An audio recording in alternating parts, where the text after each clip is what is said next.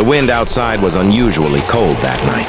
16-year-old Emma sat alone in her room in the small town of Ravenwood, trying to finish her homework while rain tapped softly against her window. The electricity had gone out an hour earlier, and only a tiny candle lit the room. Her parents were away visiting relatives, leaving Emma alone in the old house until morning. At first, everything seemed normal. Then she heard the whisper, "Emma!" She looked up immediately. Silence. The sound had been soft, almost impossible to hear. She assumed it was just the wind moving through the trees outside. She returned to her homework. A few moments later, Emma, this time it was clearer, closer.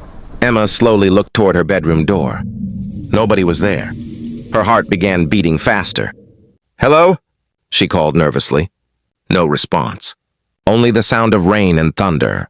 Emma stood up and walked carefully into the hallway holding the candle. The old wooden floor creaked beneath her feet. Shadows danced along the walls as the flame flickered weakly. The house felt different, too quiet. Then she heard it again, a whisper from downstairs. "Come here." Emma froze. The voice sounded strange, not male or female. It felt almost broken, like several voices speaking together. She slowly descended the staircase. Every step groaned loudly in the darkness. At the bottom, the living room was empty, but the television had turned on by itself. Static filled the screen. Emma grabbed the remote and switched it off immediately. The moment the screen went black, a whisper came directly behind her ear. "I can see you."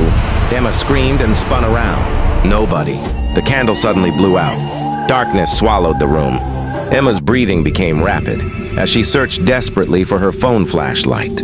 Her shaking hands finally found it. The light turned on and revealed muddy footprints across the floor. Fresh footprints leading toward the basement door. Emma stared at them in horror. The basement had been locked for years. Her father always warned her never to go down there. The whisper returned. "Open it." The basement doorknob slowly began turning by itself. Emma backed away. The door creaked open inch by inch. A terrible smell drifted out, wet earth and something rotten. Then came another sound, crying. A child was crying in the darkness below. Emma's fear mixed with confusion. "Who's there?" she asked weakly. The crying stopped instantly. Silence. Then, footsteps, slow footsteps climbing the basement stairs. Emma couldn't move.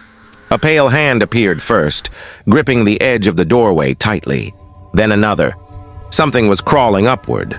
Its fingers were unnaturally long and thin. Emma stepped backward, trembling violently. A figure slowly emerged from the darkness. It looked human, but wrong. Its skin was gray, stretched tightly over sharp bones. Long black hair covered its face completely, and its body bent at impossible angles. Then the creature spoke in a whisper.